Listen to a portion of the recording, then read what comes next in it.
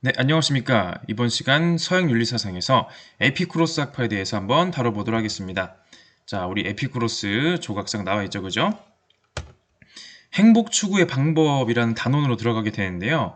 역시 이 시대의 이제 관심사는 역시 행복이라는 것이고, 물론 이 시대에만 행복이 관심사는 아니긴 합니다만은 이 행복을 어떻게 추구할 것이냐, 쾌락의 관점에서 평정심을 누리자 이런 얘기를 하게 될 것이에요.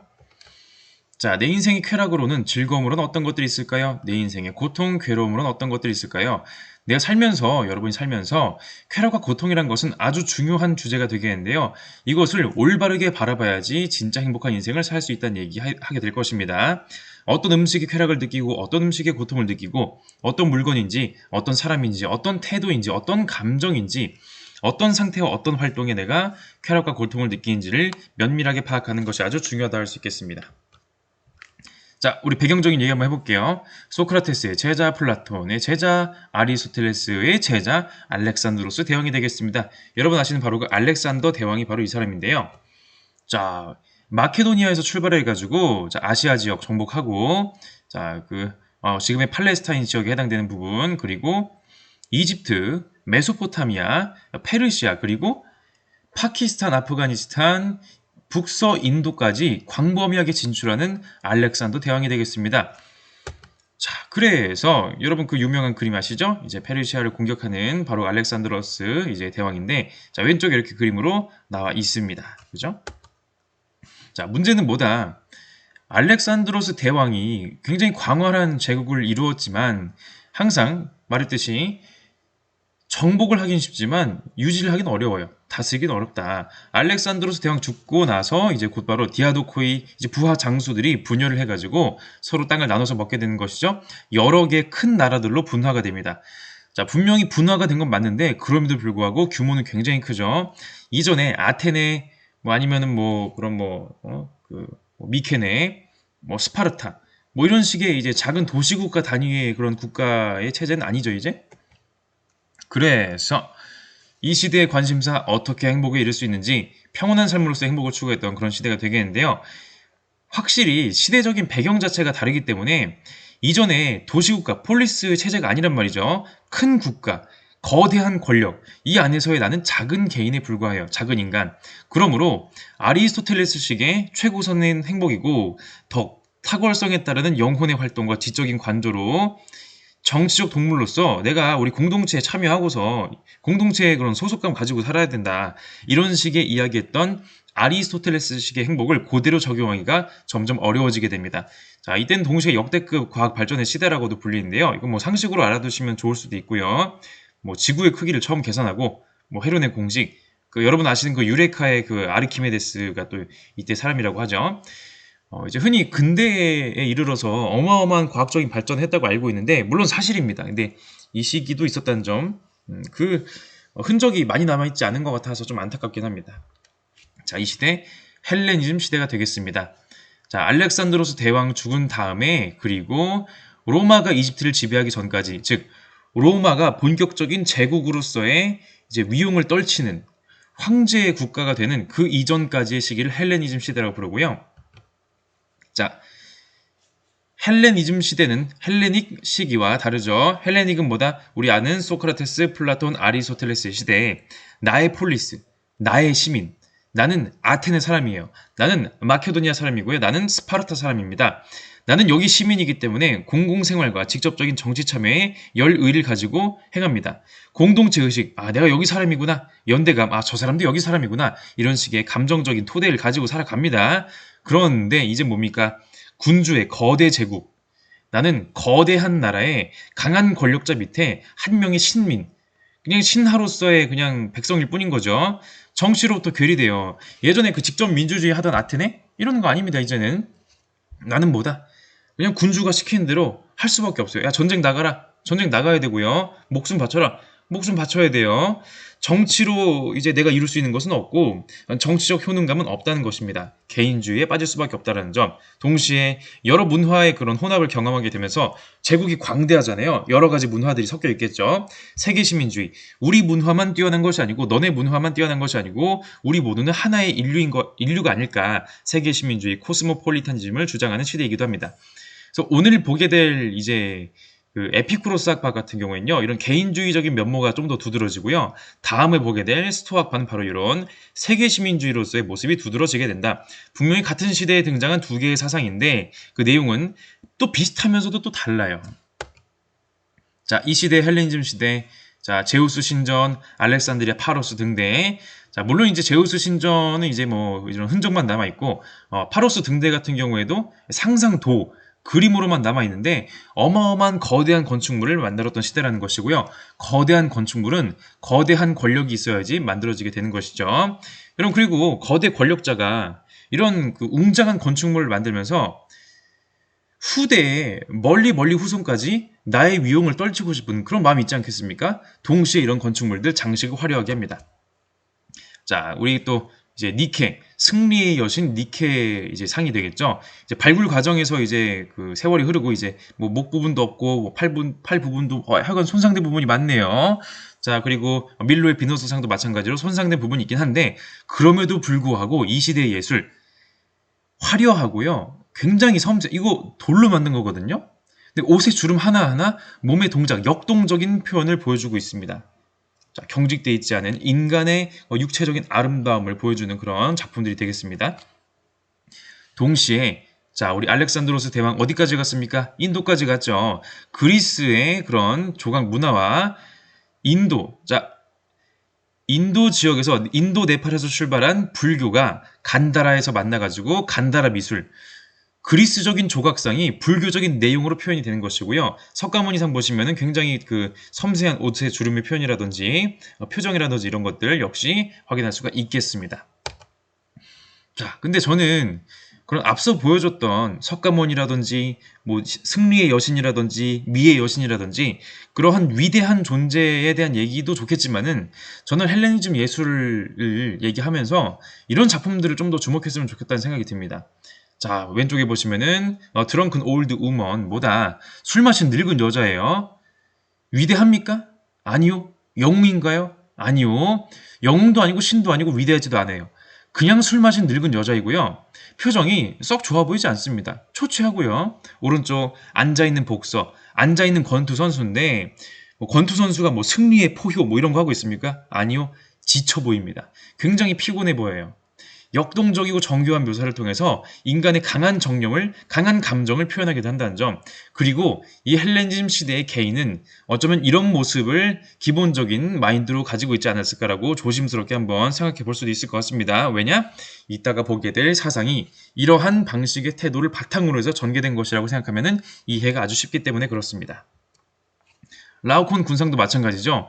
요건 이제 그 그리스 신화 보시면은 트로이 전쟁 얘기 때 트로이의 신관이 바로 이제 라오콘이거든요. 근데 신의 미움을 사가지고 바다의 신 포세이돈의 미움을 사서 두 아들과 함께 바다뱀에게 이제 죽게 되는 이제 그런 모습을 이제 담고 있는데 굉장히 섬세하고 역동적인 묘사는 물론이고 표정이 내가 어찌할 수 없는 신에 의한 이런 운명적인 죽음이란 말인가? 괴로워하면서도 답답한 그런 또 절망적이면서도 체념할 수밖에 없는 그런 표정이 드러나 있죠. 이것만 보더라도 굉장히 걸작이라고 할 수가 있겠는데요. 뭐다? 이 거대한 운명, 내가 어찌할 수 없는 그 무엇, 그 무엇에 의해서 인간은 좌절하고 절망하고 힘들어하는 존재다. 나는 어떻게 살아야 될 것인가? 이런 걸 고민할 수밖에 없는 존재라고 하는 것이죠. 뭐다? 전쟁과 정치적 불안, 우리 디아도코이들이 우리 알렉산드로스 그 대왕의 그 이제 후계 이제 장군들이 장군과 그 후손들이 거대한 나라를 다스리면서 자기들끼리 전쟁을 해요. 더 나은 국가의 실현? 우리 아테네? 우리 스파르타? 뭐 우리의 뭐? 이거 아닙니다. 이미 그들의 나라예요. 나한테 중요한 건 뭐다? 이런 혼란스러운 시대에 이런 거대한 파도와 같은 시대에 내가 어떻게 살아갈 것이냐, 내 마음이 어떻게 평온하게 살 수 있느냐, 이게 관심사인 거죠. 그래서 우리가 보게 될 에피쿠로스 학파와 스토아 학파, 바로 개인의 평온한 삶을 추구하는 그런 사상이었다는 거, 이 한 몸 건사하기에도 벅차다 이겁니다. 그래서 아리스토텔레스적인 행복, 이런 귀족적인 행복 있잖아요. 뭐라 했습니까? 지적인 덕, 도덕적인 덕, 관조의 삶, 이런 거 누릴 만한 여유가 없다. 나 혼자 일단 살기라도 좀 해보자. 이런 얘기죠. 에피쿠로스 학파, 스토아 학파 각각을 상징하는 이미지들 한번 가지고 와봤고요. 에피쿠로스 학파는요, 이런 숲에서 이제 산책하는 모습, 상상하시면 마음이 이제 이해하기가 쉬울 것이고, 스토아파 같은 경우는 이렇게 기둥과 기둥 사이에 바로 이 야외도 아니고 실내도 아닌 그 공간 요거 떠올리시면은 이해하기가 쉬워질 것입니다. 나머지 내용은 더 이따가 더 설명하고요. 자, 에피쿠로스 보도록 하겠습니다. 에피쿠로스 학파를 이제 시작하는 에피쿠로스가 되겠는데요. 사모스섬 출생이고요. 공교롭게도 여기가 피타고라스의 출생지라고 하네요. 사모스섬은 도대체 어떤 곳이었을까? 아테네로 건너가서 거기에서 죽는 사람이 되겠는데요. 자, 검소했던 사람입니다. 낭비하지 않아요. 소박해요. 그리고 금욕적인 삶을 살았어요. 욕망과 욕구를요, 아무렇게나 추구하는 것이 아니라 절제하는 인생을 살았다. 정원, 더 가든 혹은 호케포스, 이 정원이라는 이름의 학원을 운영함으로써 정원학파로도 불렸다라고도 합니다. 자, 정원에서 산책하는 모습 떠올리시면 되겠죠? 동시에 여자와 노예에게도 개방했다.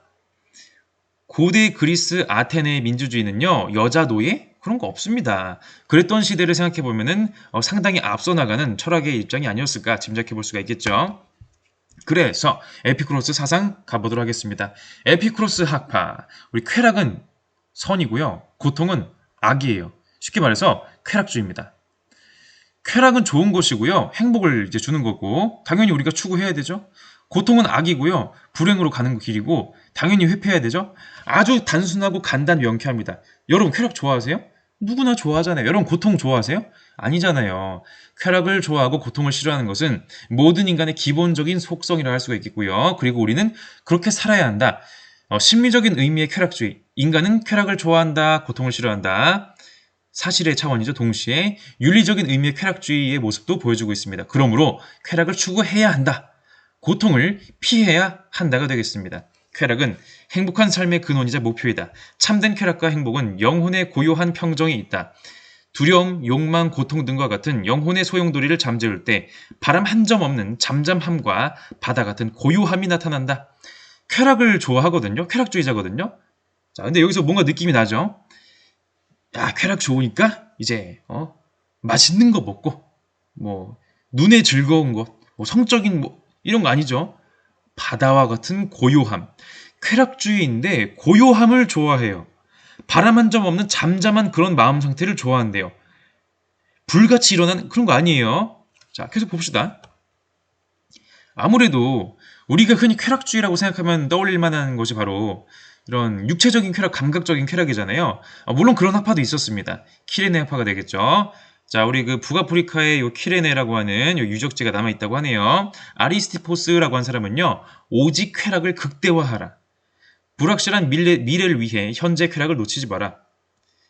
내가 뭔가를 참으면서요, 미래의 쾌락을 기대해요. 근데 그 미래의 쾌락이 올지 안 올지 어떻게 합니까? 불확실한 미래의 엉뚱한 쾌락을 위해서 인생 낭비하지 말고 지금의 쾌락을 최대화해야 되는 것이죠. 최선의 것은 금욕과 절제가 아니라 바로 쾌락에 의해서 꺾이지 않도록 쾌락을 지배하는 것이다.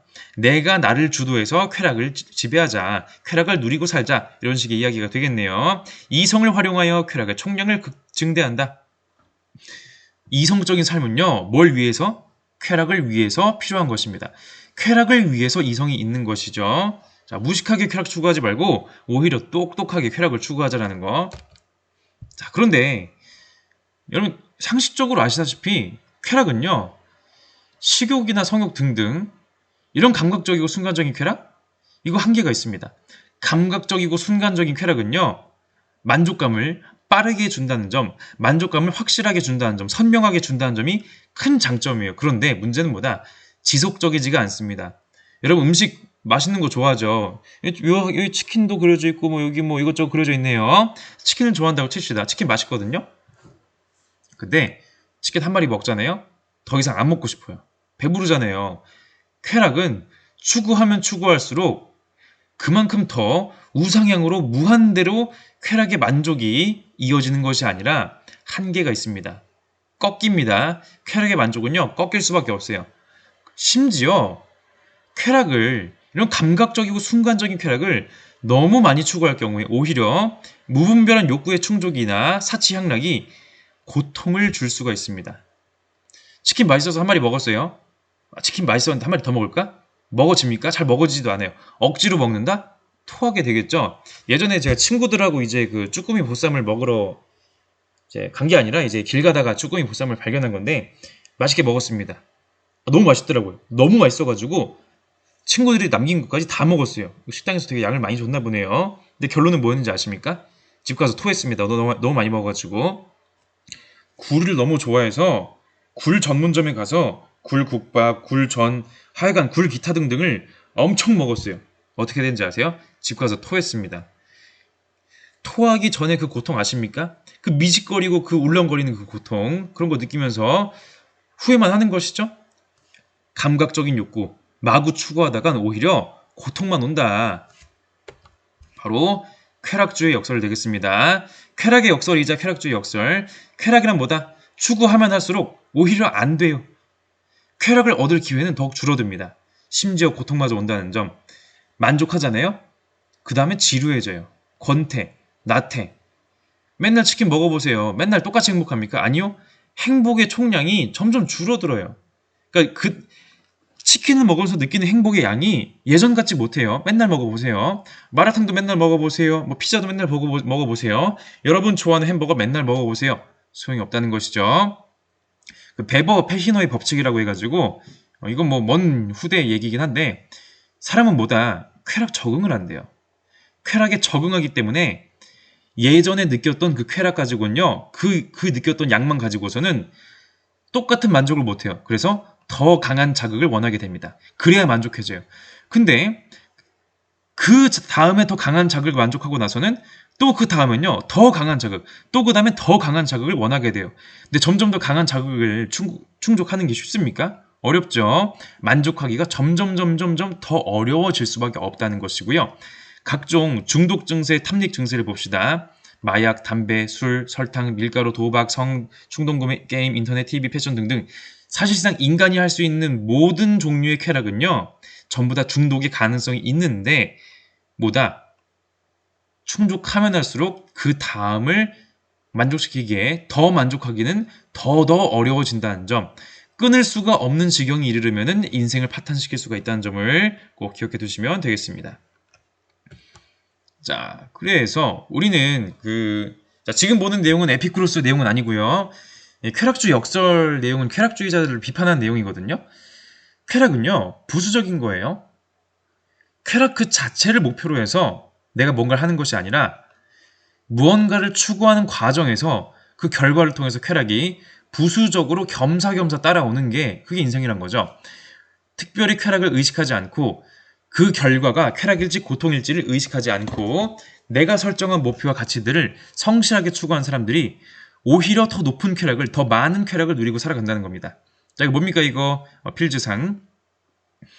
자, 수학 분야에서 이제 뛰어난 업적을 남긴 젊은 수학자에게 주는 이제 상이 되겠는데요.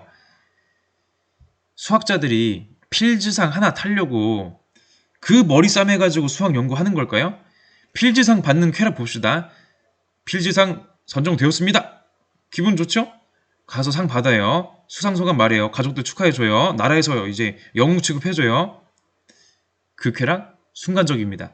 이거 하나 하려고 어린이 시절부터 그렇게 많이 수학 머리 싸매고 있었을까요? 아니에요. 수학을 하다 보니까 이런 식의 영광이 찾아오기도 한다는 것이에요. 겸사겸사.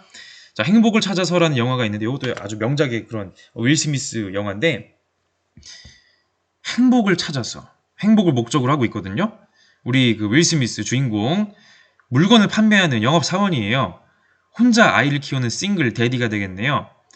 아이 키우는 거 진짜 힘들다고 합니다. 물론 제가 안 키워봐서 잘 모르긴 하는데 들은 말에 의하면은 육체적으로 힘들대요. 육체적으로. 특히 100일 전까지는 애가 밤낮을 몰라요.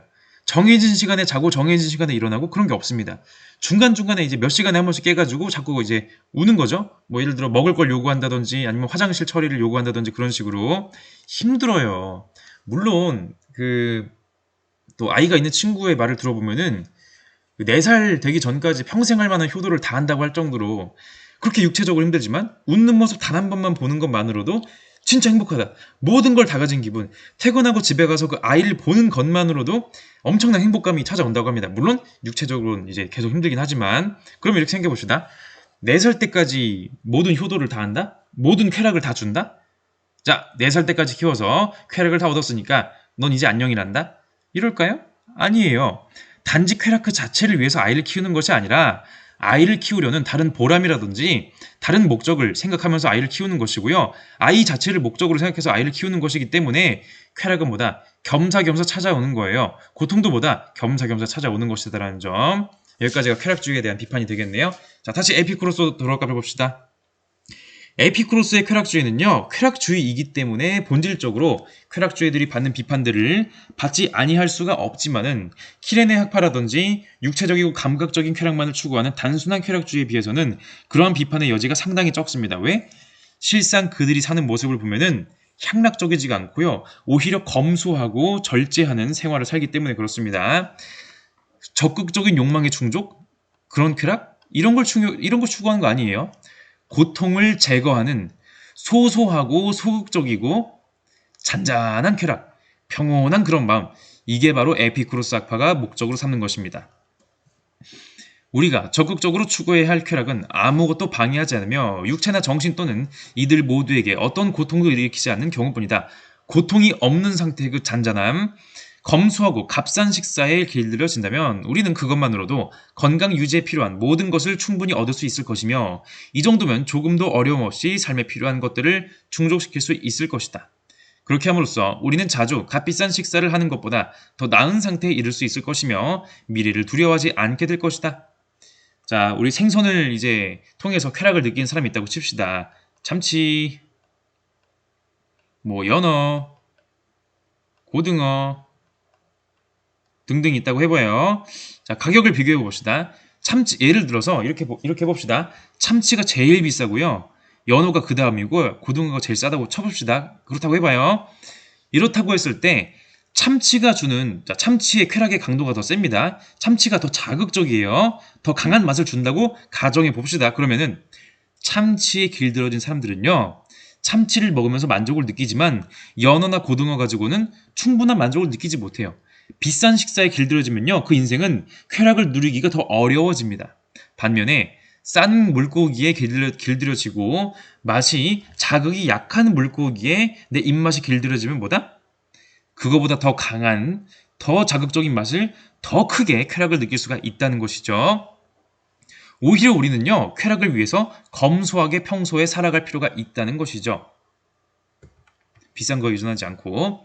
자, 우리가 쾌락이 목적이라고 할 때 이 말은 방탕한 자들의 쾌락이나 육체적인 쾌락을 의미하는 것이 아니다. 내가 말하는 쾌락은 몸의 고통이나 마음의 혼란으로부터의 자유이다. 육체적이고 감각적인 쾌락에 지배당하는 것이 아니라 정신적이고 잔잔한 쾌락 속에 살아가는 것, 이게 바로 우리의 진정한 정신 자유가 아니겠습니까? 라고 말하는 거죠. 왜냐하면 넘칠 만큼의 음식이나 맛있는 생선 요리와 같이 풍성하게 차려진 식탁에 있는 것들이 쾌락적 삶을 만들어주는 것은 아니기 때문이다. 오히려 모든 욕구와 회피의 근거를 파악하고 영혼을 회오리 바람처럼 뒤흔드는 광기를 몰아내는 명료한 사고만이 쾌락적인 삶을 만들어주기 때문이다. 명료한 사고, 생각을 하면서 살아야 돼요. 그냥 짐승처럼 육체적으로 쾌락, 감각적인 것에 자극 반응 이게 아니라 내가 이성적으로 따져가지고 내가 생각을 해가지고 어떤 것이 좋은 쾌락이고 어떤 것이 내가 추구할 만한 쾌락인지를 구분하셔야 돼요. 쾌락주의라고 해서 이성을 사용하지 말자는 거 아닙니다. 오히려 쾌락을 위해서는 이성을 더 잘 써먹어야 돼요. 좋은 쾌락과 그렇지 않은 쾌락을 분별해내야 됩니다. 자, 그래서 우리가 추구하는 무슨 상태? 평정심. 몸의 고통과 마음의 불안이 모두 소멸한 상태에 괴로움과 힘듦이 없는 상태에 이것이 지속될 때 잔잔하게 마음속에 일어나는 그런 평온한 쾌락, 아타락시아가 되겠습니다. 평정심이라고 번역하죠. 신체적, 정신적 고통과 불안이 모두 소멸, 그때 주어진 정신적 쾌락, 소극적 쾌락주의라는 걸 알 수가 있겠죠. 내가 적극적으로 더 강한 쾌락을 원할 거야. 이게 아니라 쾌락을 걷어내고, 덜어내고, 물러서서 느끼는 잔잔한 쾌락, 소극적인 의미의 쾌락주의라는 것을 알 수가 있겠습니다. 아타락시아, 부정의 그 접두사죠. 타락해, 마음의 어지러움, 동요, 불안, 걱정, 문제, 고민, 이런 것들이 없다. 마음에 걸리적거리는 게 없으니까 평화로우면서 느껴지는 그런 행복 아십니까? 그런 거죠. 자, 그래서 우리는 이런 아타락시아라고 하는 목적에 이르기 위해서, 아타락시아라는 이름의 행복에 이르기 위해서 욕망을 오히려 절제해야 되고요. 검소하게 살아야 돼요. 지문 볼까요? 빵과 물은 배고프고 갈증을 느낀 사람에게 가장 큰 쾌락을 제공한다. 그러므로 사치스럽지 않고 단순한 음식에 길들여지는 것은 우리에게 완전한 건강을 주며 우리가 생활하면서 꼭 필요한 것들에 주저하지 않게 해준다. 또한 나중에 우리가 사치스러운 것들과 마주쳤을 때 우리를 강하게 만든다. 에피쿠로스보다 소박한 식사, 빵과 물, 이 정도면 됐지 뭐. 이제 운동 유튜버 하시는 보디빌더 분이 있는데 이분이 이제 충격적인 영상 하나 올렸었거든요. 뭐다 컵라면을 끓이는데 스프를 안 넣어요. 그냥 면입니다. 면, 브로콜리, 노른자를 다 없애버린 계란 삶은 거, 이걸 계속 먹습니다. 으악, 뭐야 저게 무슨 맛이지? 생각할 수 있겠지만은 굉장히 평온하고요. 전혀 불행해 보이지 않고요. 너무 당연해 보입니다. 뭐다? 단순한 음식에 길들여져 있기 때문에, 물론 이분은 본인의 보디빌딩을 위해서 이제 식단을 그렇게 맞춰 나간 거죠. 어쨌든 이런 식의 단순한 음식에 길들여진 습관화를 통해서 더 강한 것이 없어도 소소하게 만족할 수 있는 그런 사람이 되는 것입니다. 이런 식의 습관을 가지고 있는데, 내 몸을 그렇게 맞춰놨는데 어쩌다가 맛있는 거 하나, 이제 남들이 말하는 맛있는 거 하나 먹는다? 굉장히 큰 쾌락이 올 거라는 생각이 드네요. 그리고 이제 큰 쾌락에 지배당하지도 않고요. 내가 쾌락을 조절하는 거죠. 그래서 행복을 위해서는 더하기가 아니라 빼기를 하셔야 됩니다. 아타락샤를 위해서는요, 절제하는 건데요. 첫 번째, 우리가 절제하는 삶. 행복은 뭡니까? 분모와 분자의 관계를 봅시다. 내가 가지고 있는, 내가 추구하는 욕망의 크기, 가 분모고, 실제로 내가 얻는 그런 결과들을 분자라고 합시다. 분모인 내가 추구하는 욕망이 커지면 커질수록, 욕망이 무한대에 가까워질수록요, 결과값은 작아지죠? 행복의 크기는 작아져요. 만족이 거의 불가능에 가까워집니다. 반면에 내가 원하는 욕망의 크기를 줄입니다. 난 이 정도면 돼. 아니야, 이 정도면 돼. 이 정도면 돼. 이런 식으로 줄이면 분자가 가만히 있어도 내가 행복할 가능성이 점점 높아지겠네요. 욕망을 적게 하라, 절제하라는 것이 바로 쾌락주의자 에피쿠로스의 주문입니다. 굉장히 역설적인 것 같지만 또 설득력이 있다는 것이죠. 지금 그러면은 욕망도 크게 하고 얻는 쾌락을 그거보다 더 크게 하면 되지 않나요? 이론적으로는 맞는 말인데 현실적으로 어렵죠. 욕망을 크게 하고서 얻는 쾌락을 더 크게 만든다? 많이 어렵습니다. 그 시대적인 상황을 생각해 보세요. 이 헬레니즘 시대에 내가 내 자유로, 내 능력으로 뭐 할 수 있다, 이런 시대 아니잖아요.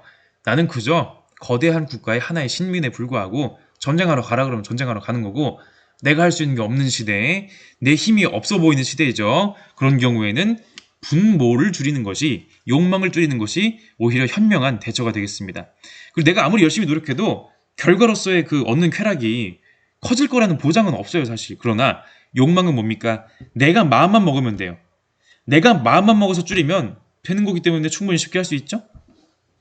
가장 적은 양을 필요로 한 사람이 가장 큰 기쁨을 느낀다. 자연의 순리가 요구하는 재산의 양은 제한되어 있고 상대적으로 쉽게 얻을 수 있다. 그러니까 내가 검소하고 최소한의 삶을 살잖아요? 그러면은 많은 재산이 필요한 것까지는 아니에요. 그러나 어리석은 갈망으로 말미암아 추구한 재산은 어마어마하다. 욕심은 끝도 없어요. 돈을 벌어도 부족해요. 자, 그래서 우리 에피쿠로스는 욕망을 구분해서, 뭐라 했습니까? 이성적 관점에서 욕망을 구분하셔야 돼요. 아무렇게나 주먹구구식으로 쾌락을 추구하는 게 아니고요. 합리적인 관점에서, 물론 이 합리란 단어를 쓰기가 좀 미래 용어가 아닙니까? 라고 생각할 수도 있긴 한데, 어쨌든 지혜로운 머리를 써가지고 욕망을 구분하셔야 돼요. 욕망은 크게 세 가지가 있는데, 욕망 중 어떤 것은 자연적인 동시에 필수적이며, 다른 것은 자연적이긴 하지만 필수적이지 않고, 또 다른 것은 자연적이지도 않고 필수적이지도 않으며 다만 헛된 생각에 의해 생겨난다. 욕망 중 그것이 충족되지 않더라도 우리를 고통으로 이끌지 않는 욕망은 필수적이지 않다. 자, 분류해 봅시다. 욕망 혹은 욕구를 구분하는데, 자연적이고 필수적인 욕구가 있어요. 모든 인간이라면 본능적으로 자연스럽게 그리고 가지게 되는 감정이고, 또 필수적이란 것은 반드시 충족을 해야 돼요. 수면욕, 식욕이죠? 식욕을 계속 충족 안 해요. 영원히 충족 안 해요. 죽는 겁니다. 수면욕을 영원히 충족 안 해요. 금방 죽습니다. 제대로 된 인생 살 수가 없어요. 충족되지 않으면 고통을 일으키기 때문에 고통을 피해야 되잖아요. 그렇기 때문에 우리는 최소한은 충족시켜줘야 됩니다. 물론 필요한 만큼만 충족시켜야지. 나는 7시간만 자면 되는 사람인데 오늘은 12시간 자야지? 이거는 정상이 아니라는 겁니다.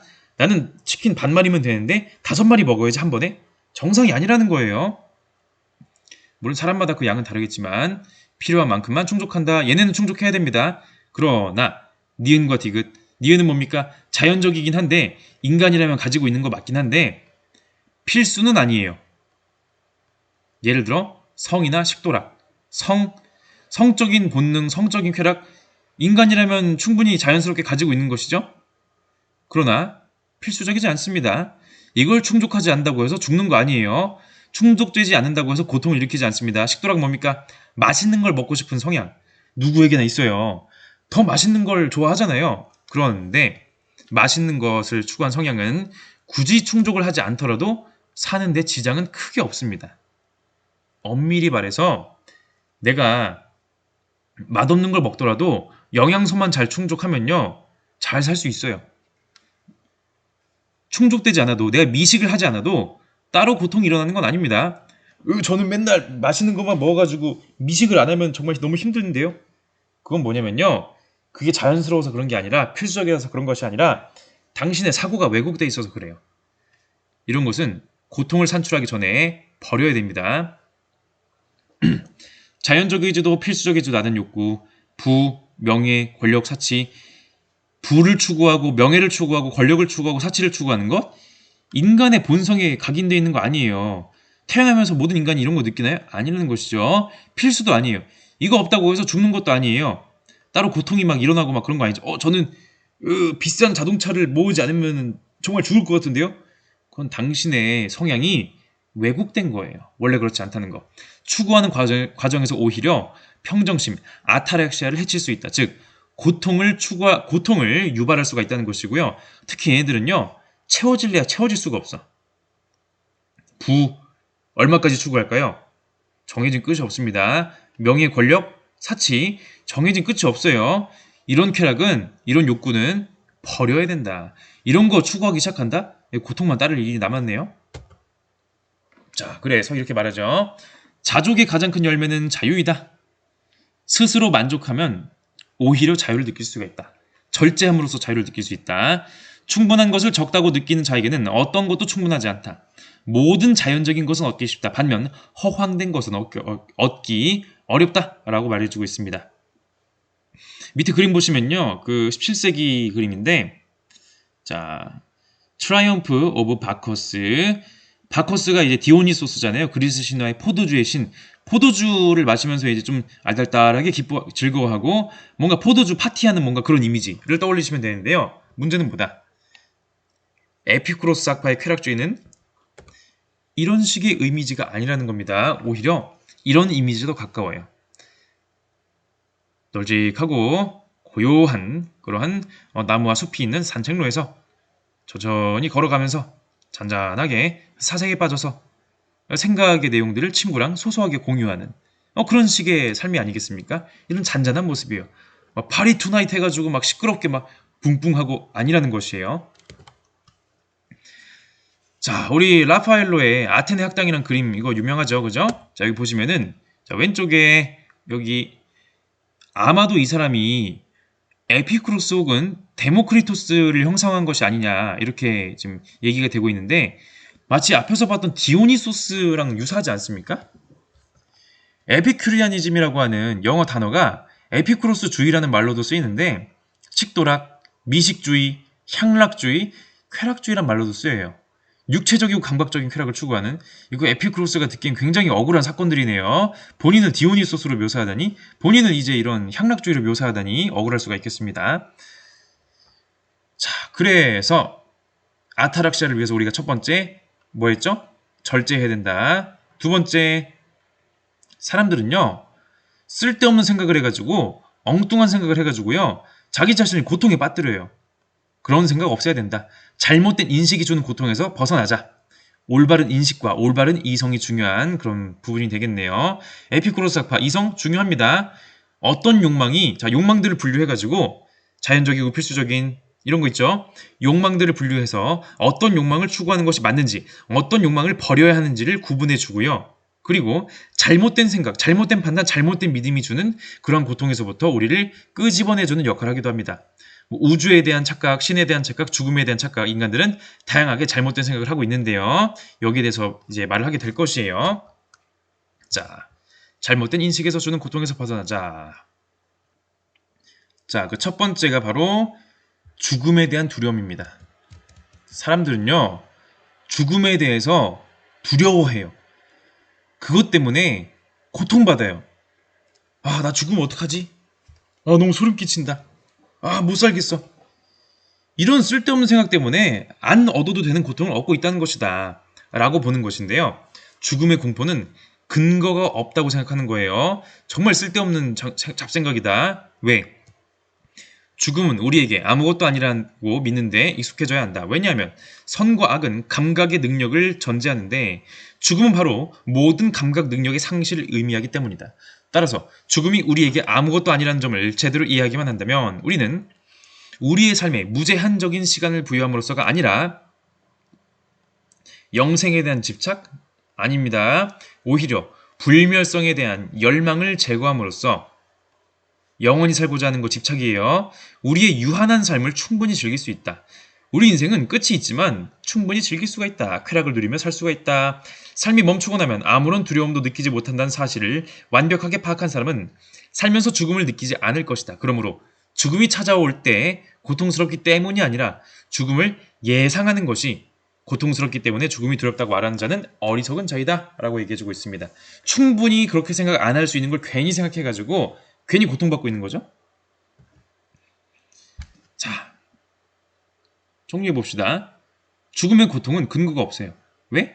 살아있을 때는요, 죽음이란 것이 아직 안 왔어요. 그러므로 죽음이 주는 고통이란 것을 느낄 수가 없어요. 죽음이 안 왔으니까 죽었다 칩시다. 죽으면요, 이미 난 이 세상에 없어요. 나의 감각이 없습니다.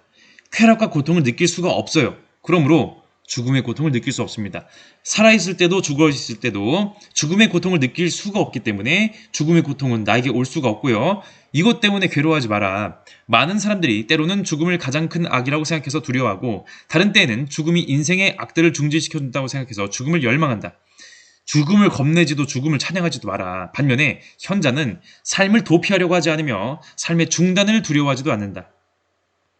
장자가 했던 말이랑 비슷하네, 그죠? 왜냐하면 삶이 그에게 해를 주는 것도 아니고 삶의 부재가 어떤 악으로 생각되지도 않기 때문이다. 음식의 경우와 마찬가지로 현자는 단순히 길기만 한 삶이 아니라 가장 즐거운 삶을 원한다 라고 또 명언 한번 발사해 줬네요. 그래서 그는 가장 긴 시간이 아니라 가장 즐거운 시간을 향유하려고 노력한다. 한 번뿐이고 유한한 인생은 즐겁게 살려고 노력해야지 엉뚱한 고통, 엉뚱한 공포 버리자는 거죠. 어찌 보면은 그 불멸성에 대한 집착이나 이런 것을 제거하자는 게 되게 불교적인 냄새가 나기도 해요. 그죠? 간다라 미술 이런 거 떠올려 보면은 불교랑 좀 관련이 있나? 우연히 관련이 있게 된 건가? 아니면 어떤 교류가 있었나? 궁금해지는 시점입니다. 자, 두 번째, 신에 대한 두려움 때문에 고통받는데 신 때문에 두려워한다? 이것도 착각이다. 이것도 쓸데없는 생각이다.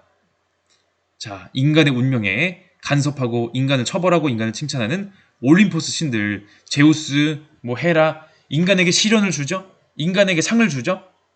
이게 기존 이제 그리스 세계관의 그런 마인드인데 아니라고 생각해요. 에피쿠로스가 보기에 신은요, 완전한 존재예요. 완벽합니다. 그러므로 불멸, 안 죽어요. 지극히 행복해요. 완벽한 존재이기 때문에 행복밖에 없겠죠? 불행 때문에 막 갈등하고 괴로워하고 이게 완벽한 존재가 아니니까. 그러므로 인간의 일에 뭔가 개입한다는 것 자체가 정령과 편애, 인간에게 어떤 감정을 가지고 있다는 것이고요. 인간에게 특정한 인간을 편들어 준다는 거예요. 이거 모순이다. 말이 안 된다.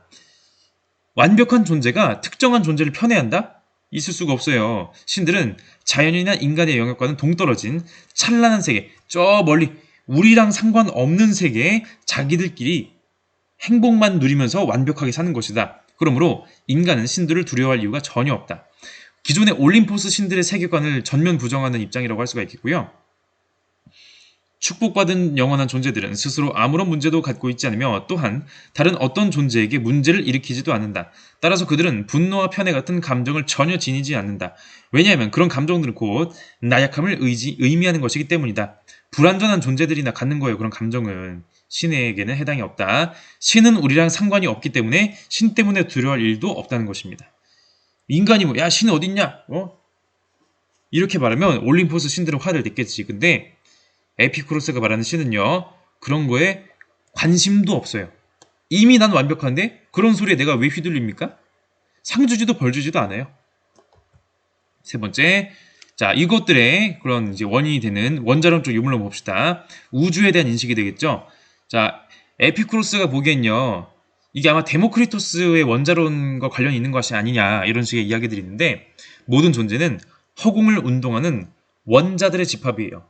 하나의 입자들로 이루어져 있는데, 하나가 아니죠? 이제 입자들의 집합으로 이루어져 있는데, 인간의 육체도, 인간의 영혼도 입자들, 원자들의 모임입니다. 육체가 죽으면 영혼도 사라지고요. 육체가 죽으면요, 원자들이 흩어지는 것이기 때문에 생명, 운동, 감각, 고통 다 없어지는 겁니다. 나는 원자들이 잠시 이 모습으로 모였다가 죽고 나선 다시 원자들이 흩어지는 그런 존재일 뿐이다. 이거 완전 장자가 말하는 그런 기가 모여서 잠시 이 모습이 됐고 다시 대자연의 기로 돌아간다는 얘기랑 되게 비슷하지 않나요? 그죠?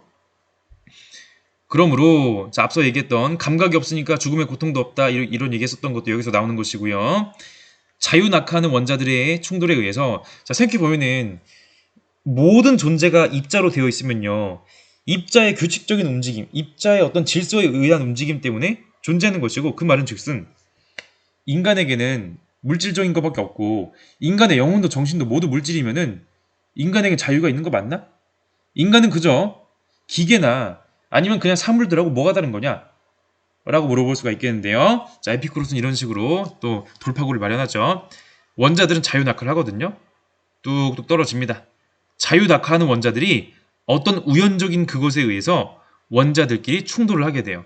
내려가다가 충돌하고 내려가다가 충돌 운명에서 이탈하는 것이 발생할 수가 있겠고, 개인의 선택도 가능하다는 것입니다. 물론 그 개인의 선택은 사실상 에피쿠로스에게 있어서는요, 그런 자기 태도를 바로잡는 정도이긴 하거든요. 자, 죽음이나 신들에 대한 공포는 무의미하다. 내가 어떻게 살지는, 내가 어떤 쾌락을 누리고 살지는 내가 판단하고 생각하고 결정하고 살아가기 나름인 부분이 되겠네요. 자, 첫 번째 뭐라 했습니까? 아타락시아를 위해서는 절제. 두 번째, 잘못된 인식에서 벗어나라. 인식 얘기. 세 번째, 공적인 삶을 멀리하고 은둔하라고 얘기해주고 있습니다. 아리스토텔레스 같은 사람들 공공의 삶에 참여해야 된다, 이런 얘기 했었죠? 반면에 에피쿠로스는요, 공적인 삶에 참여하지 마라. 정치 문제에 괜히 관심 갖지 말라. 사회 구성원으로서의 공적인 삶이 신경 과민을 초래해요. 아, 나 이번에 출마해서 당선돼야 되는데, 안 그래도 요새 또 막 선거 막 있고 하는 뭐 그런 철이잖아요. 어마어마하게 스트레스 받고요. 저 사람이 나를 인정해주지 않으면 어떡하지? 저 사람이 나를 미워하면 어떡하지? 나를 향한 표가 안 모이면 어떡하지? 정치에 참여하면요, 좌절, 조급함, 다툼, 집착, 분노, 이런 거나 느끼는 거예요. 행복할 수가 없습니다. 심지어 그 당시 뭡니까? 결국에는 그 군주나 몇몇 사람들 지도 아래에서 정치가 다 왔다 갔다 하는데 내가 참여해봤자 뭐합니까? 그죠? 괜히 내 마음만 쓰는 거예요. 이런 거에 연연하지 마라. 이 정치에 집착하는 게 얼마나 무서운지 아세요? 흔히 이런 말이 있습니다. 이게 요 TV 프로그램에서 나왔던 말인데, 자, 도벽이 있어요. 도벽은 물건 훔치는 나쁜 버릇이에요. 물건 훔치는 버릇은요, 쉽게 고치기가 어렵대요. 손목을 잘라야 고칠 수도 있어요. 근데 도벽보다 무서운 습관이 도박이라고 합니다. 도벽을 끊게 하기 위해선 도박장에 데려가라라는 말이 있을 정도로 도박이 주는 중독성은 어마어마하다고 합니다. 재산을 전부 다 날려버리고 함에도 불구하고 계속 빠져드는 무시무시한 도박. 근데 그 도박을 끊게 하려면 뭘 시켜라? 정치를 시켜라 라는 말이 있을 정도로 정치가 주는 집착이 어마어마하죠. 그만큼 강한 감정을 이제 소모하게 만들고요. 감정 소모가 큰 만큼 신경 과민 초래하고요. 행복하실 수가 없게 만들어요. 자, 그래서 우리 어떻게 살아야 된다?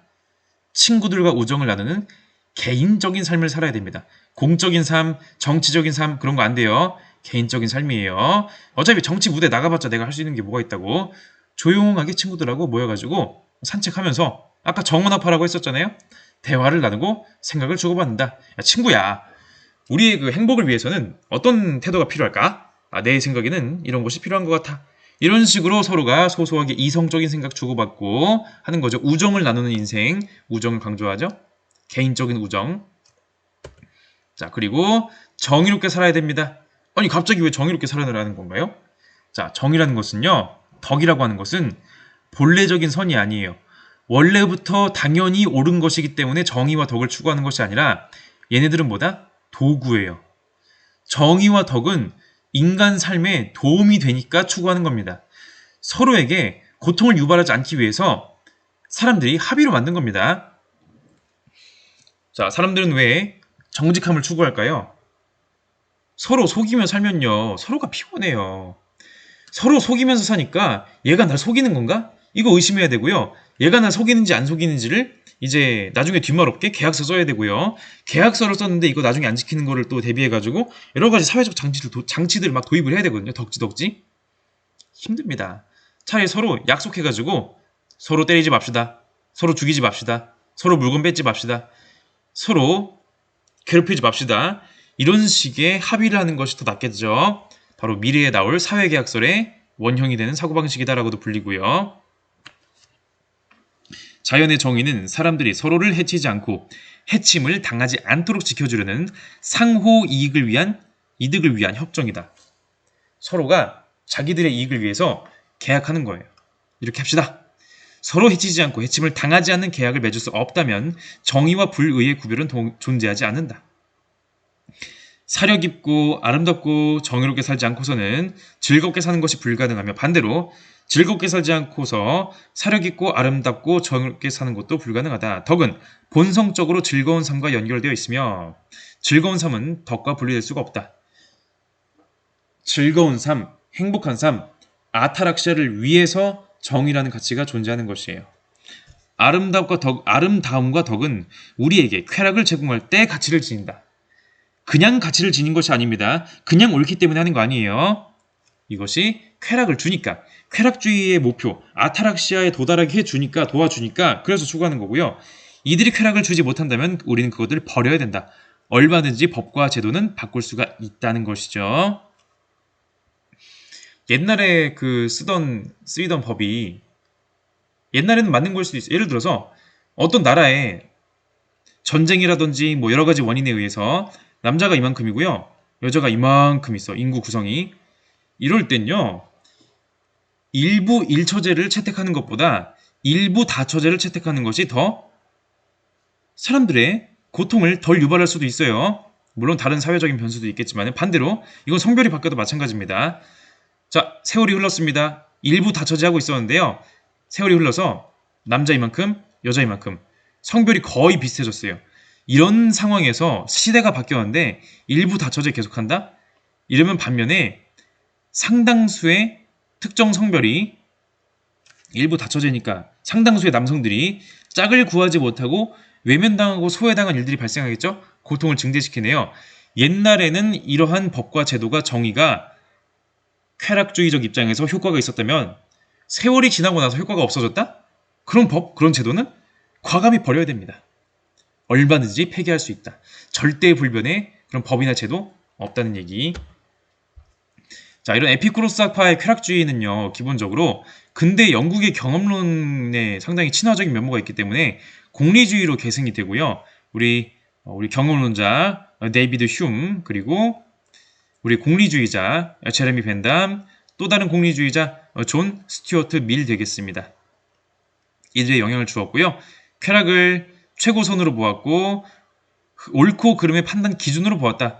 쾌락을 주는 거 좋은 거고 쾌락을 뺏는 거 안 좋은 것이다. 벤담과 밀의 공리주의로 역시 계승된다는 점, 특히 쾌락을 구분한다는 점 어떤 쾌락은 더 훌륭하고요. 어떤 쾌락은 훌륭하지 않아요. 어떤 쾌락은 우리가 추구해야 되고요. 어떤 쾌락은 우리가 버릴 수가 있습니다. 쾌락의 차이를 주장하는 점에서는 나중에 질적 쾌락주의 볼 거거든요. 존 스튜어트 밀에게 영향을 주었다라고도 평가하네요. 경험론자들하고 이제 공리주의자들은 나중에 또 볼 겁니다. 근데 어쨌든 에피쿠로스의 쾌락주의는 어쨌든 쾌락주의거든요. 그래서 쾌락주의가 갖는 그러한 비판에서 자유로울 수가 없습니다. 쾌락기계 아십니까? 예를 들어 이런 게 있다고 쳐요. 자, 쾌락기계. 이 쾌락기계에 들어가면요. 나의 뇌신경하고 연결해서 나는 죽을 때까지 쾌락을 누리면서 살다 가는 거라고 칩시다. 평생 꿈만 꾸고 사는 거예요. 난 그 꿈이 일단 한번 들어가면 이게 진짜인 줄 알아요. 꿈 이전의 생활 기억도 안 납니다. 기억마저도 조작해서 죽을 때까지 여기만 살아야 돼요. 여러분 쾌락기계 들어갈 겁니까? 죽을 때까지 물론 가상현실이지만 가짜긴 한데 쾌락을 준대요. 쾌락주의자라면 이거 당연히 들어가야 되는 거 아니에요? 이거 무조건 아닙니까? 근데 의외로 들어가지 않겠다는 사람도 많습니다. 쾌락주의 역설 이건 앞에서 봤던 거고 우리가 왜 쾌락을 최고의 목적으로 삼아야 돼요? 쾌락 자체가 인생의 궁극적 목적, 즉 최고선이라고 말할 근거가 있습니까? 우리가 왜 쾌락을 가장 높이 추구해야 되죠? 사실 딱히 이유가 없거든요. 꼭 그래야만 하는 이유가 말이에요. 쾌락 말고도 다른 중요한 가치들을 더 우선해서 추구할 수 있다는 것이고요. 그 매트릭스란 영화 보시면은 그 인간은 결국에는 이런 배터리 기능을 하는 것이거든요. 기계들 속에서 평생 꿈만 꾸고 사는 거예요. 이게 진짜인 줄 알고요. 여기서 행복하게 살아요. 근데 이게 진짜가 아니기 때문에 우리 주인공은 다른 선택을 하게 되는 것입니다. 쓰디쓴 진실이지만 고통스러운 진실이지만 진실을 위해서 선택합니다. 자, 우리 또 사이퍼라고 하는 등장인물이 있는데요.